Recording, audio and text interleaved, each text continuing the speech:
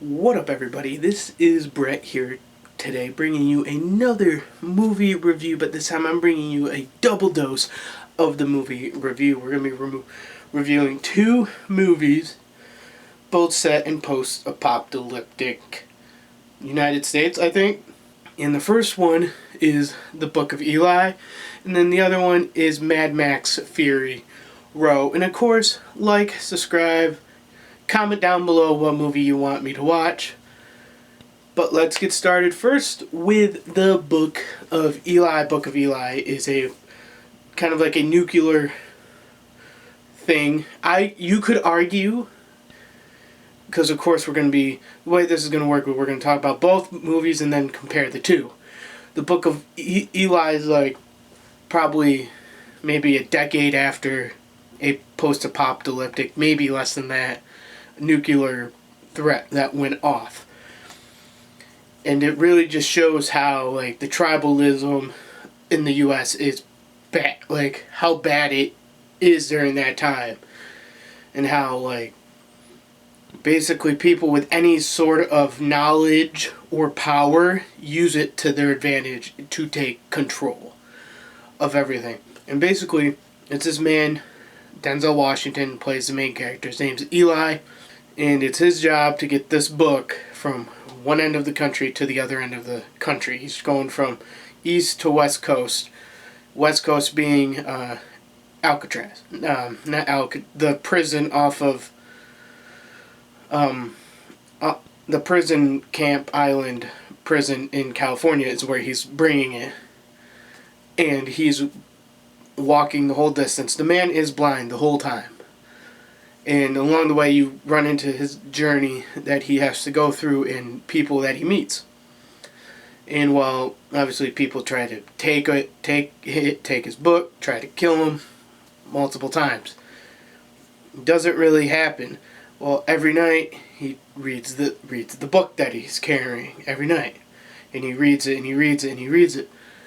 Well, the book turns out to be in Braille, and he's blind, so he's able to read it.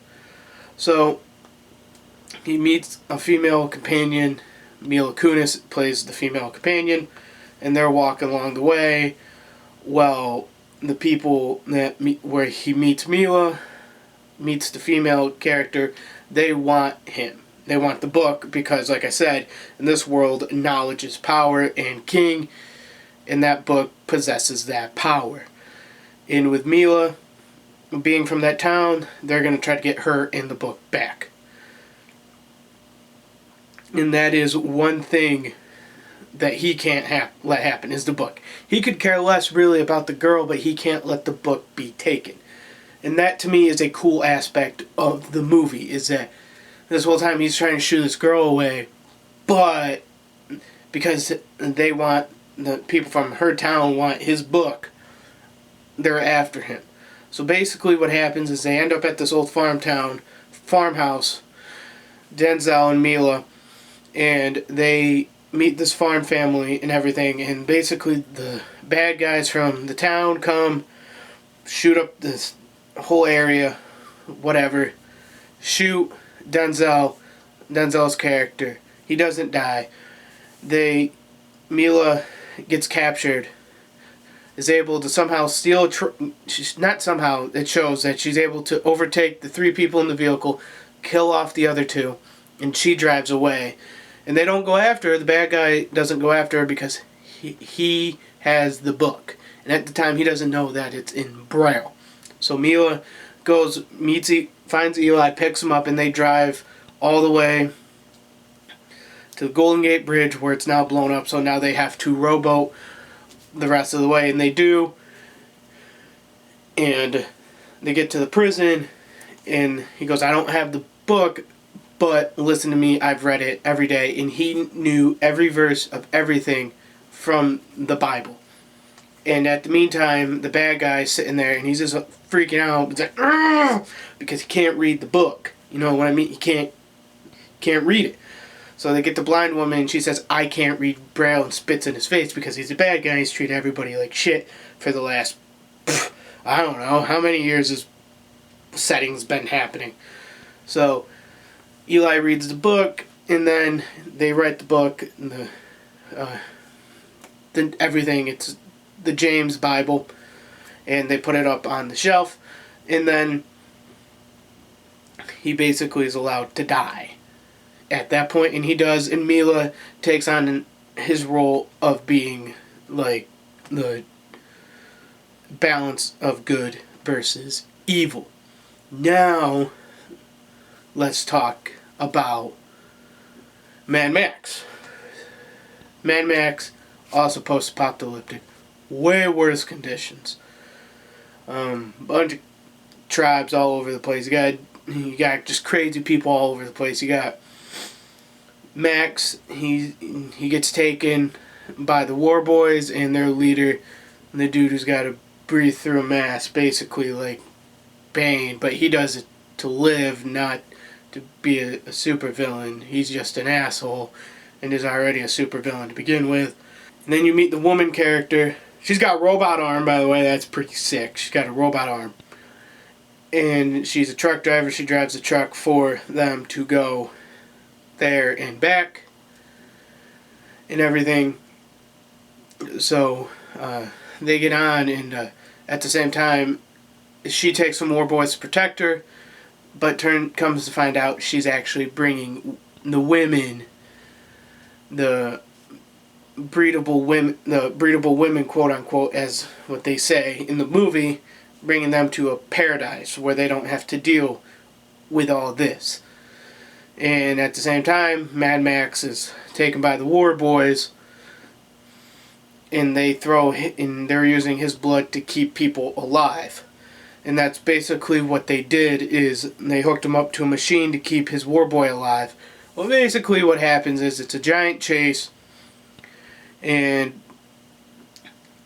throughout all the plains, all these different biomes, all these different areas. And to me, the coolest part is at the very end of the movie, everyone kind of gets their comeuppance. The war boy who was with Max for the blood is now a good guy, and he sacrifices himself. Kind of like has an overall redemption arc. Really good movie. You should go check it out in general. And then the women kill the leader of the War Boys, rips his mask off and his nose, and he dies. That's basically the sound effect he makes when he dies. And then they drive everyone back to the camp of the original place, let everybody go and live kind of whatever life they can live, happy and whatever. So they're really, like, these movies are just good movies overall in general. I can't really say anything really negative about the movies. I thought they were good movies. I'd give them 4 baked potatoes each. I don't know what I would change necessarily, but if I probably rewatch, I could find a couple different things here and there. But these movies were really good movies overall.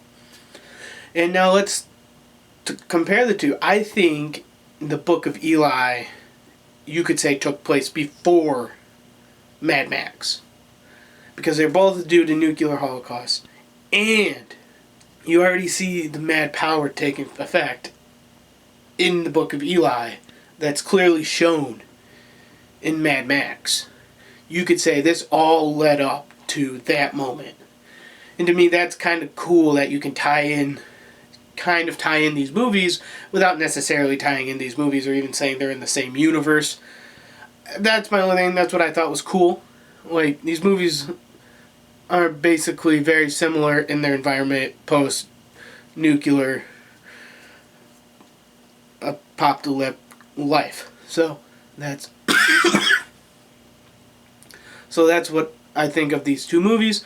Of course, come hang out with me every Tuesday, Wednesday. Tuesdays I stream Madden 22, where I am doing a Lions franchise. I don't play every game on stream. I do play every game. Next Tuesday I'll be streaming it. We'll be playing the Cincinnati Bengals. My first time facing Joe Burrow ever in any game. And of course, every Wednesday I stream my creative wrestling SBWP WWE 2K19 every Wednesday. And of course, like, subscribe, comment down below what movie you want me to see. Okay, bye.